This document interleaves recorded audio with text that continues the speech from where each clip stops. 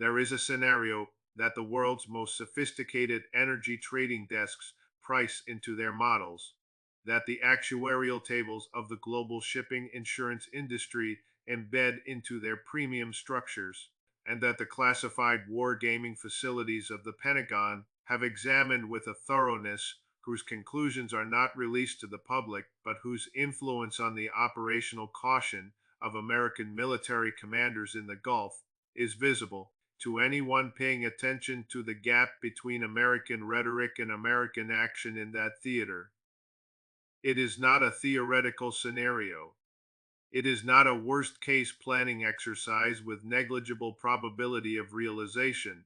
It is the scenario that the current trajectory of American Iranian confrontation in the Persian Gulf is assembling, piece by operational piece, with a logic as cold and as patient as the Iranian strategic doctrine that is driving it.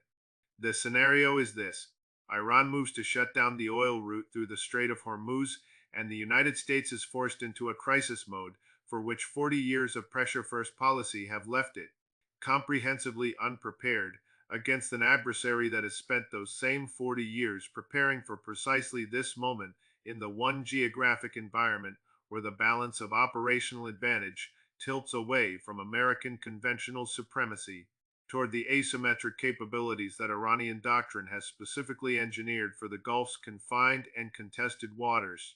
Before we go further, if you want the analysis that examines what this crisis mode would actually look like, what Iran's move actually consists of, and what it means for the global economy and the strategic position of every nation whose energy security depends on the continued flow of oil through the Gulf, subscribe to this channel right now and turn on your notifications, because what is unfolding in the Persian Gulf right now is not a bilateral military standoff between Washington and Tehran. It is the most consequential test of the global energy security architecture since the 1973 Arab oil embargo, and the people bearing the potential economic consequences of its resolution are the ordinary citizens of every country that runs on oil, which is every country on earth without exception. The question this analysis addresses deserves a direct answer before the evidence is examined. Has Iran already moved to force America into crisis mode in the Gulf? Or is this a future scenario whose conditions are being assembled but not yet activated? The honest answer is that the distinction between these two descriptions is less meaningful than the official framing of the situation suggests. Iran has not closed the strait. American ships continue to transit it. Commercial vessels continue to move through it at elevated insurance cost and with operationally normalized Iranian harassment as a feature of the transit environment. But the conditions under which a move toward shutdown becomes operationally rational from Tehran's strategic perspective.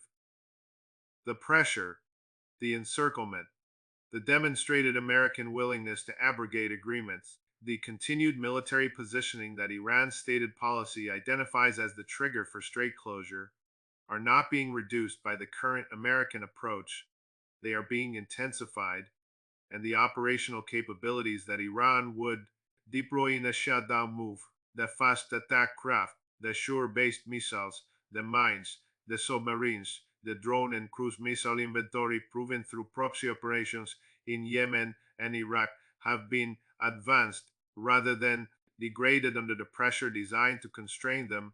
The scenario is not activated, but it is closer, more operationally prepared, and more strategically rational from Iran's perspective than at any previous point in the confrontation's long history.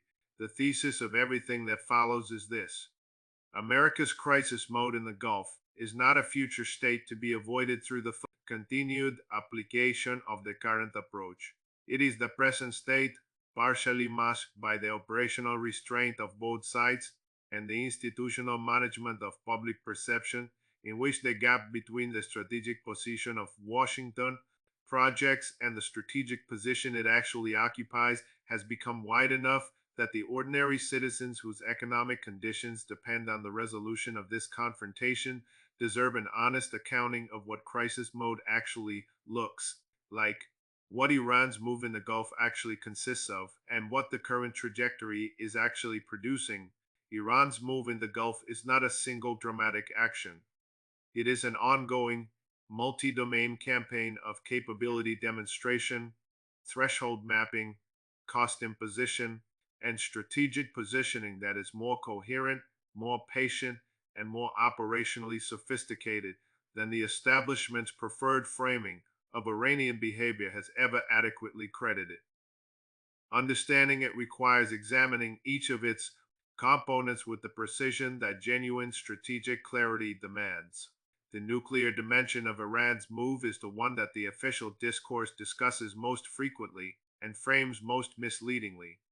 The advancement of Iranian enrichment to historically unprecedented levels, uranium enriched to concentrations approaching weapons grade capability, IAEA monitoring access restricted in ways that have substantially degraded the international community's early warning architecture, is not, as the official framing presents it, an act of nuclear adventurism by a rogue state pursuing weapons capability for offensive purposes.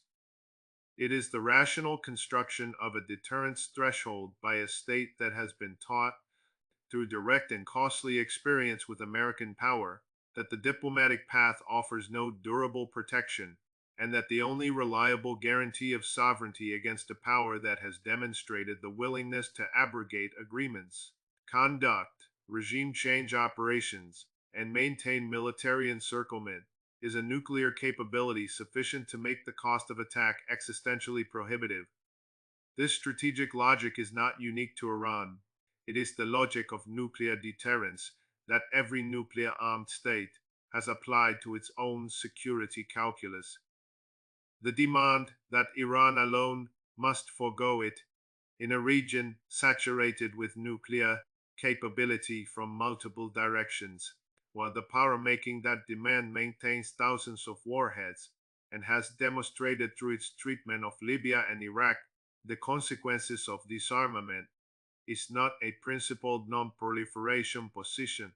It is the selective application of a standard whose selectivity Iran's strategic planners have analyzed with a clarity that the official discourse has never honestly accommodated.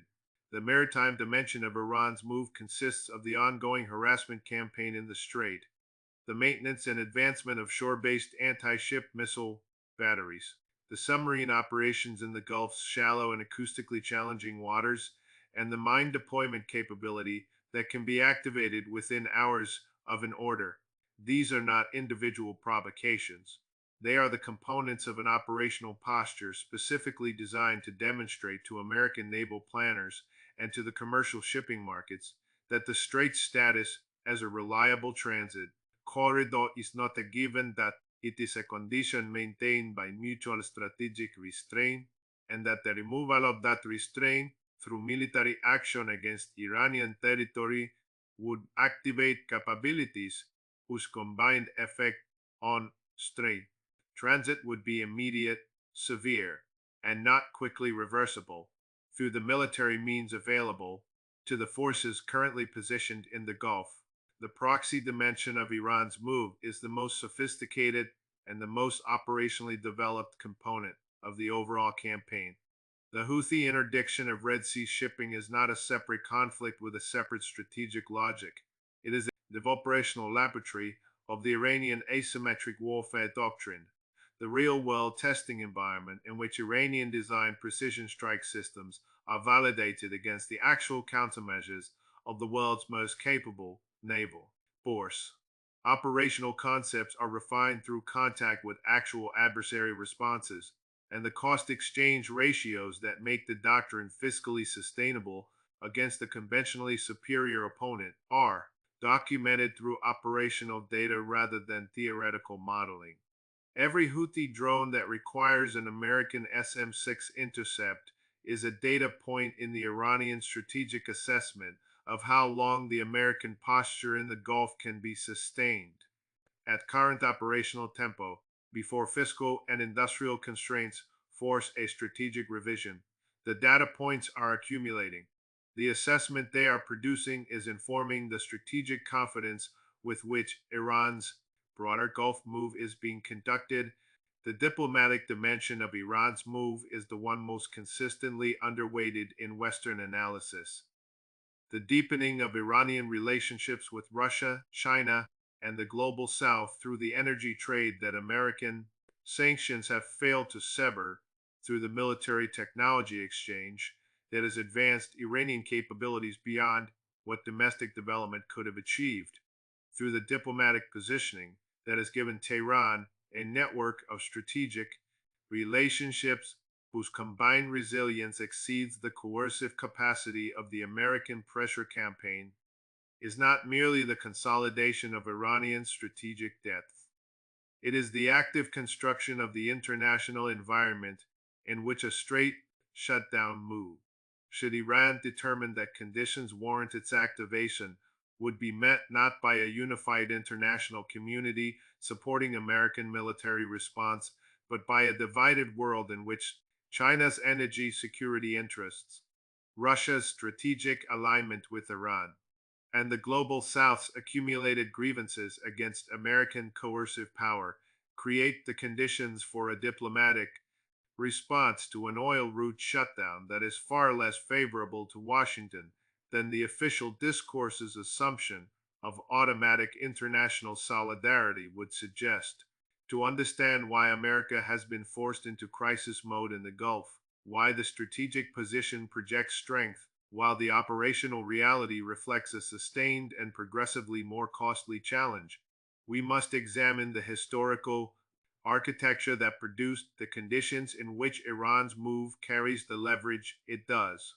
The foundational rupture is 1953, and the 26 years of American backed autocracy that followed, producing the revolution of 1979 as comprehensible consequence rather than unprovoked hostility.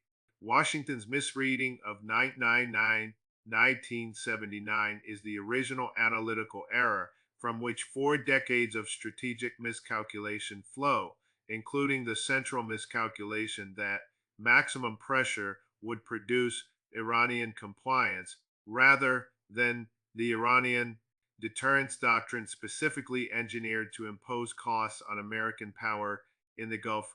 The 1980s deepened the strategic foundation of Iran's Gulf move through American provision of battlefield support to Saddam Hussein during the Iran-Iraq War, making Washington a material participant in a conflict that killed close to 1 million Iranians, in establishing the foundational strategic axiom of Iranian Gulf doctrine that the only reliable deterrent against American military action is a capability whose activation imposes costs on American interests and the global economy simultaneously. That axiom has organized Iranian Gulf strategy ever since. It is the strategic foundation of the move now being conducted with capabilities that 40 years of investment, driven by 40 years of American pressure, have made genuinely formidable. The tanker war of the 1980s provided the operational foundation of the current Gulf challenge with a directness that official discourse rarely acknowledges. Iran's extended campaign of attacks against Gulf shipping during the Iran-Iraq War, the American military response through Operation Earnest Will, the operational lessons about American response thresholds and rules of engagement constraints that Iranian naval doctrine absorbed from that confrontation. These are the historical predecessors of the current challenge, and the sophistication of that challenge reflects 4 decades of study, refinement, and capability development built on those operational foundations. The JCPOA collapse in 2018 liberated the full expression of Iran's Gulf move from the transactional constraints that a functioning diplomatic framework had imposed. Iran complied. The IAEA certified compliance without reservation. Washington withdrew anyway. The strategic lesson that the diplomatic path offers no durable protection and that deterrence through demonstrated Gulf denial capability is the only reliable guarantee of Iranian sovereignty has governed every Iranian move since the acceleration of nuclear enrichment, the intensification of strait harassment operations, the deepening of Russian and Chinese military and economic relationships, the operational development and deployment of proxy forces whose Red Sea campaign is the live validation of the Gulf denial doctrine. All of these are the sequential consequences of the JCPOA collapse, assembled into the crisis mode that Washington is now managing with the policy toolkit, whose consistent application produced the crisis.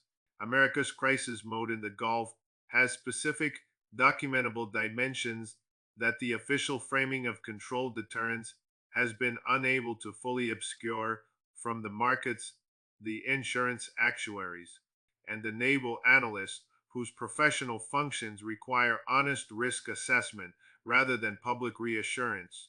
The interceptor depletion crisis is the most immediate and the most operationally constraining dimension of American crisis mode. The SM-2, SM-6, and other interceptor systems being consumed in the Red Sea campaign and the Strait harassment response were produced at rates reflecting Cold War and post-Cold War planning assumptions about operational tempo. Assumptions that the sustained high-frequency intercept campaign against Iranian-equipped Houthi forces has exceeded in ways that have generated documented concern within the naval planning community and produced procurement emergency requests to Congress whose urgency reflects the actual severity of the inventory situation. The American defense industrial base cannot replenish these inventories at the rate at which the current operational tempo is consuming them. Iran's allies are winning the logistics war, not by defeating American naval forces in open combat, but by consuming American interceptor inventories faster than the industrial base can replace them, at a cost ratio that makes the exchange fiscally unsustainable over the operational horizon that Iranian strategic patience is prepared to sustain. The coalition fracture dimension of American crisis mode is equally significant.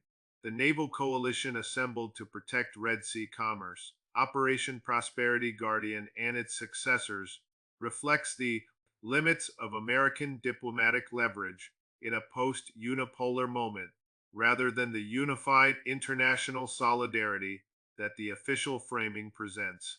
Significant naval powers, whose participation would be militarily meaningful, have declined to join, or have participated with constraints that limit their operational contribution.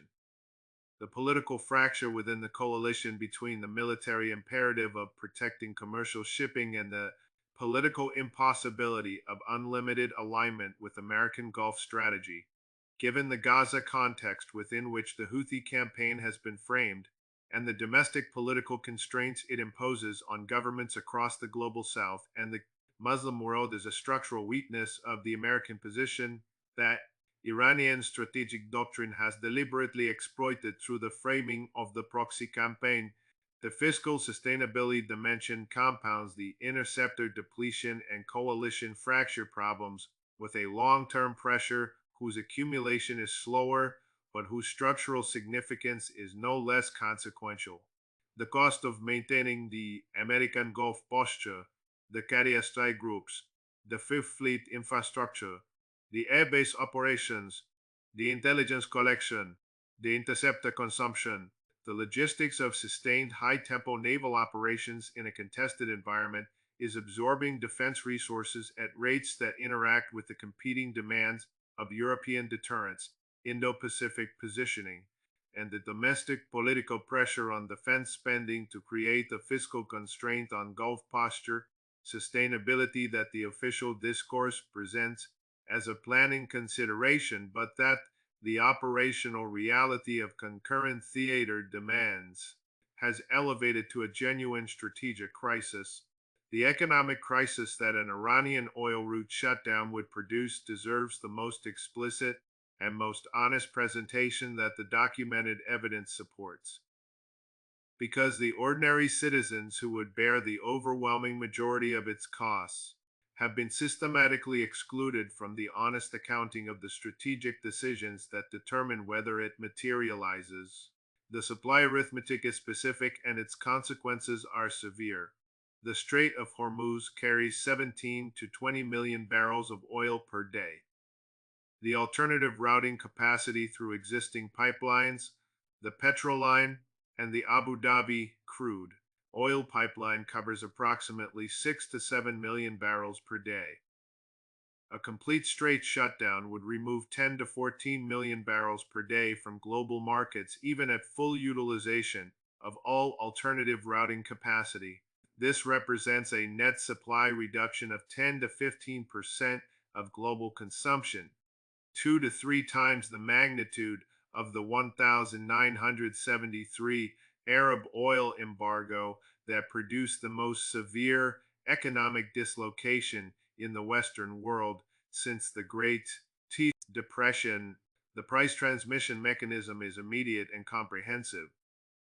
Crude oil futures markets would price a credible strait closure within hours of confirmation, not days, not weeks, but hours, reflecting the automated and algorithm-driven nature of modern commodity markets and the pre-existing scenario models that every major trading desk has built for this specific event.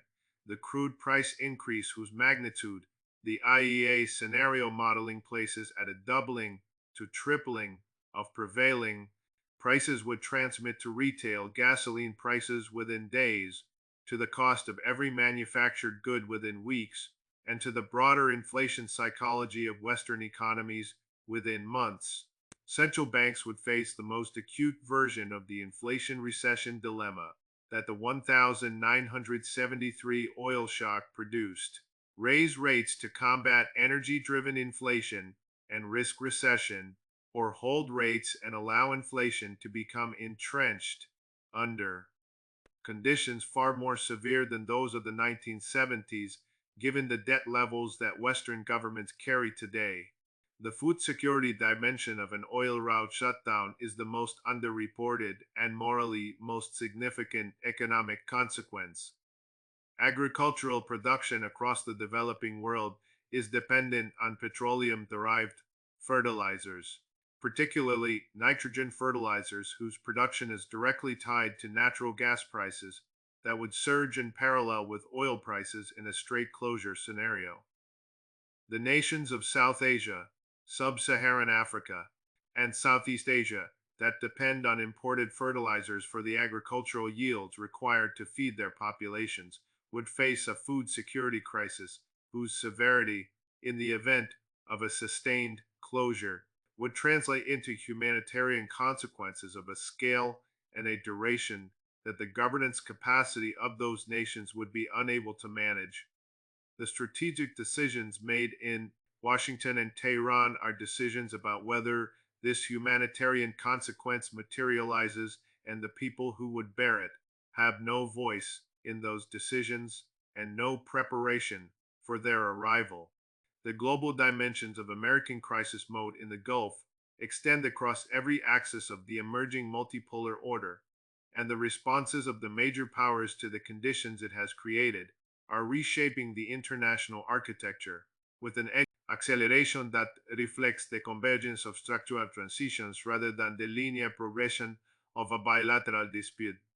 China's response to American crisis mode in the Gulf reflects the dual pressure of immediate economic vulnerability to supply disruption and long-term strategic interest in preventing American monopoly control of the energy infrastructure. That Chinese economic security depends upon Beijing's deepening of Iranian economic relationships, its brokering of the Saudi-Iranian normalization, its development of naval capabilities for Indian Ocean power projection. These are the components of a strategy oriented towards strait governance through genuine multipolarity rather than American monopoly. In the event of an Iranian oil route shutdown move, China's response would reflect this dual pressure: powerful structural incentive to support de-escalation that reopens the strait, combined with equally powerful structural incentive to prevent the American military response from consolidating the Gulf dominance that the shutdown itself would be designed to contest. The diplomatic space that China would occupy in a strait crisis is not the space of automatic American ally. It is the space of an interested third party with its own strategic calculus, a calculus that would be less favorable to Washington's preferred outcome than the official assumption of international solidarity would suggest. Russia's alignment with Iran in the crisis context reflects a structural interest that the simultaneous application of comprehensive sanctions to both states has made more direct and more institutionally embedded than at any previous point in the relationship. Russian military technology in Iranian hands gave the Iranian Gulf challenge the depth it would not possess through domestic development alone. Russian energy export revenues benefit from the price elevation that Iranian top straight threat activity produces even short of actual closure, and Russian strategic interest in the continued contestation of American Gulf dominance, in the validation of the asymmetric doctrine that makes American conventional superiority contestable at acceptable cost, gives Moscow a structural stake in Iranian strategic success that goes beyond tactical opportunism into genuine strategic alignment. The Global South's position in an oil route shutdown crisis is simultaneously the most economically exposed and the most diplomatically unpredictable dimension of the crisis scenario. The nations most severely damaged by a supply disruption are the ones least able to absorb its costs and least able to influence the decisions that produce it. Their political response to a crisis in which American military action against Iran is the proximate trigger of the oil shock that devastates their economies would not be the automatic alignment with Washington that the official framing of American-led international order assumes. It would be the expression of the accumulated grievances, the geopolitical calculations, and the domestic political pressures that have been building across the global south throughout the era of American maximum pressure. Pressures that a genuine oil route crisis would activate with a force and route, a direction that no American diplomatic management has prepared adequately for. We are standing at the twilight of the strategic approach that has defined American Gulf policy for 4 decades. The approach premised on the conviction that sustained pressure would eventually force Iranian strategic capitulation before the conditions for an oil route shutdown became operationally activated. That premise has been tested against the operational record with a rigor and a duration that honest analysis cannot dismiss.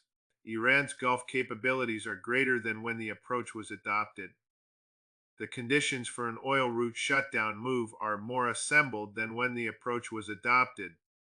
And America's crisis mode, the interceptor depletion, the coalition fracture, the fiscal sustainability pressure, the gap between the strategic posture projected and the strategic position actually occupied, is the direct product of the approach whose continuation the institutional architecture of American foreign policy has shown a consistent and costly unwillingness to interrupt.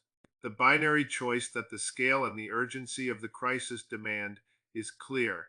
The first path is genuine strategic realism, the honest acknowledgement that the current approaches assembling the conditions for the oil route shutdown it claims to prevent, and that the only path away from that crisis is the diplomatic engagement with the underlying strategic conditions that makes the shutdown move both operationally rational and strategically necessary. From Tehran's perspective, this means offering Iran the verifiable security guarantees and economic normalization that might make the straight denial doctrine strategically unnecessary, not as appeasement of Iranian aggression, but as the rational management of an oil route shutdown risk whose costs would be distributed across the global economy with a comprehensiveness and a severity that dwarfs the political cost of the diplomatic revision required to reduce it.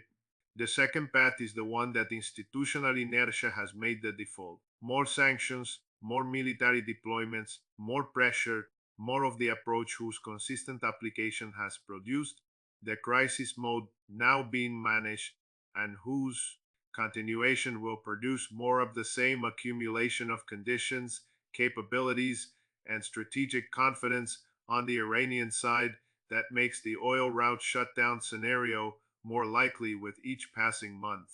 This path does not lead to Iranian compliance. The operational record makes that conclusion unavoidable.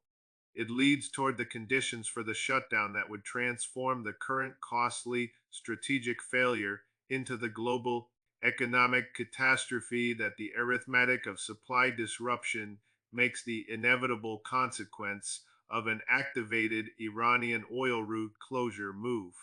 The dice are not yet cast. The strait has not yet closed.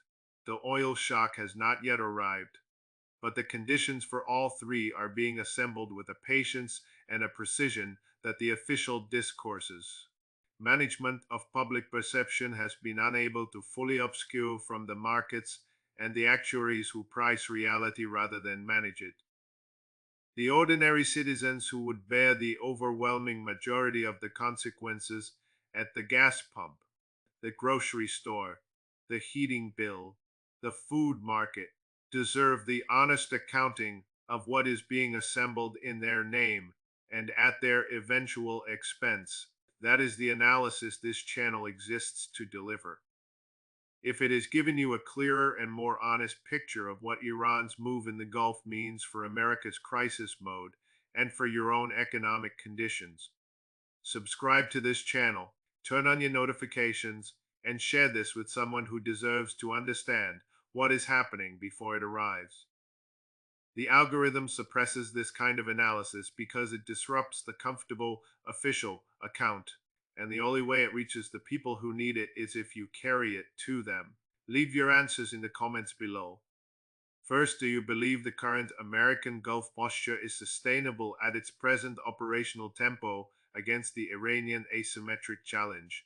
Or has the accumulation of intercepted depletion, coalition fracture, and fiscal pressure already forced America into a crisis mode whose resolution requires a strategic revision that the institutional architecture of American foreign policy has not yet generated the capacity to produce? And second, if Iran activates the oil route shutdown move under the conditions the current trajectory is assembling, which dimension of the resulting crisis, the energy price shock, the food security emergency, the geopolitical realignment, or the domestic political consequences in Western democracies, do you believe would prove most consequential for the long-term trajectory of international order? Write your answers. The debate belongs to you.